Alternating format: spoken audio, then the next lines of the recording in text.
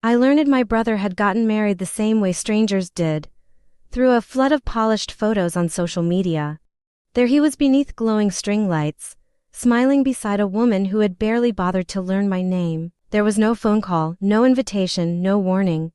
Just a public celebration that made it painfully clear I had been erased from one of the biggest moments of his life. My name is Claire Donnelly, and for most of my adult life, I believed loyalty was the strongest thing holding a family together. I became my younger brother Mason's guardian in every way that mattered after our mother died when he was 14. I was 23, standing in a hospital hallway signing papers while he cried into my coat.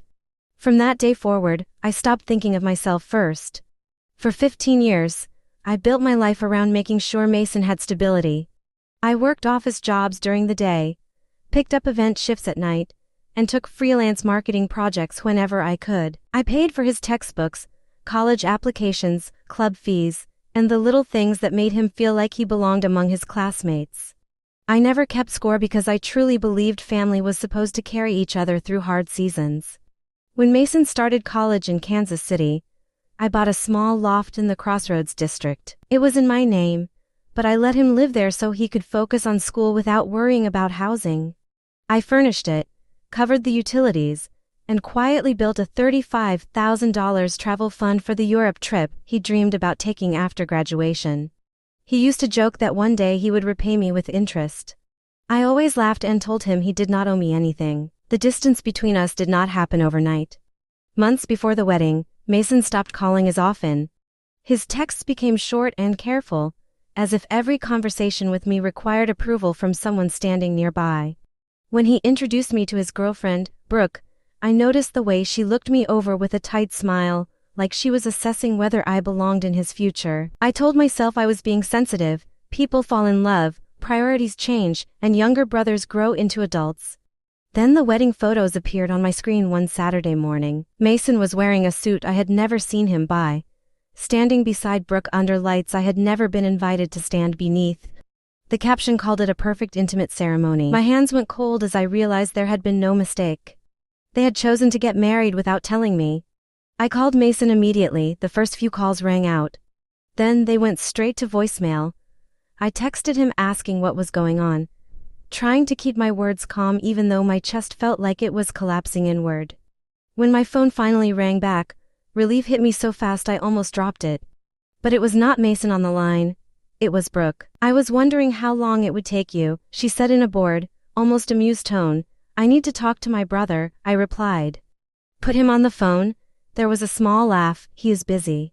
We just got back from the reception." It was perfect. The word reception landed like a physical blow. I swallowed hard and said, "I was not invited." "That was the point," she answered. "My wife does not want you there. She thinks you are pathetic."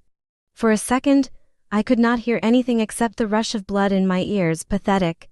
I gripped the phone and forced myself to ask, "Did Mason say that?" "He does not need to," Brooke said. "He agrees." In the background, I heard Mason's muffled voice saying, "Brooke, give me the phone." She ignored him and continued louder, making sure I heard every word. "We are adults now," she said. "We do not need you controlling everything anymore." Controlling. Of all the accusations she could have chosen, that one made something inside me go still. "I paid for the loft you are living in," I said quietly. "I covered his tuition, furnished his apartment, and built the travel fund you are probably planning to use for your honeymoon. Tell me where the control is in giving someone the chance to build a life." "Exactly," she snapped. "You use money to keep him tied to you. It is embarrassing." Finally Mason took the phone. His voice sounded weak and uncertain. "Claire, we did not want drama." "Drama," I repeated from me. "You make things heavy," he whispered. "Brooke is right. We need space." 15 years of sacrifice flashed through my mind in one painful rush. Late night shifts, tuition bills, skipped vacations, and every quiet decision I had made to put his future ahead of my own. All of it had been reduced to a burden in a matter of seconds. I did not scream. I did not plead. I drove to the loft I had bought for him because I needed to see the reality of the situation with my own eyes. Brooke opened the door with a smirk, and Mason stood behind her staring at the floor. He looked exactly the way he had looked the day our mother died, frightened, uncertain, and unable to meet my eyes. The difference was that this time, his silence was a choice. I turned around and left without another word. At home, I sat in my small office and opened a blank spreadsheet. For the first time in 15 years, I wrote down every financial tie between Mason and me. The loft mortgage, utilities, insurance, internet, furniture, phone plan, emergency credit card access, and the $35,000 travel fund. I did not add emotional commentary. I just listed the facts. Then I called my attorney, Dana Whitmore, and read the list to her. "Everything is under your name," she said after reviewing the details. "You are legally free to end all of these arrangements." That was all I needed to hear. The next morning, I canceled the Euro reservations. I withdrew the travel fund and transferred the money back into my own account. I contacted my realtor and listed the loft for sale. I transferred the utilities out of my name, removed Mason from the phone plan, and canceled the authorized user status on the credit card. Every click felt less like revenge and more like drawing a boundary that should have existed years earlier. Before blocking his number, I sent one final message: "You wanted independence.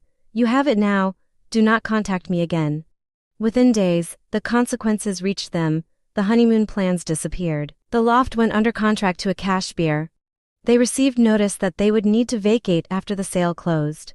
Mason tried calling repeatedly, but I had already chosen peace over another round of explanations. I did not feel triumphant. I felt clear: you cannot cut someone out of your life and still expect them to keep financing your future. For months later, an unknown number appeared on my phone. Against my better judgment, I answered. "Claire," Mason said, his voice cracked and exhausted. He told me Brooke had spent their savings chasing influencer opportunities that never paid off. Losing the loft had forced them into temporary rentals, and eventually she had left him for someone she considered more successful. He was now carrying debt, living out of a suitcase, and asking if he could stay with me while he got back on his feet.